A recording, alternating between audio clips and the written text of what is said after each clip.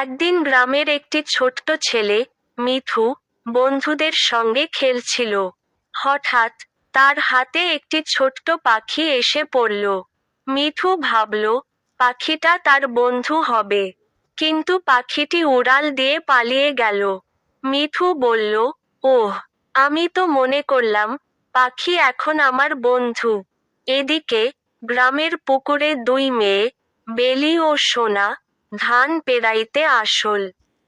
বেলি হাসতে হাসতে বলল, তুমি জানো, আমি এই পুকুরে সাঁতার কাটতে পারি।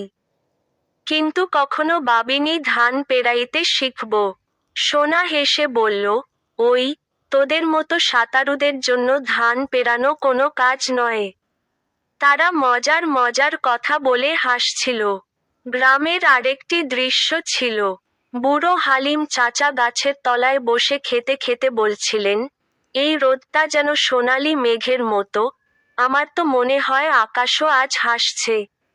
আর পাশের মাঠে কৃষকরা কাজ করছিলেন, তাদের মধ্যে একজন বলল, গ্রামে এমন শান্তি, একদম মিষ্টি। এভাবে গ্রামের বাংলা কার্টুনে দৈনন্দিন জীবনের মজার দিকগুলো তুলে ধরা হয়।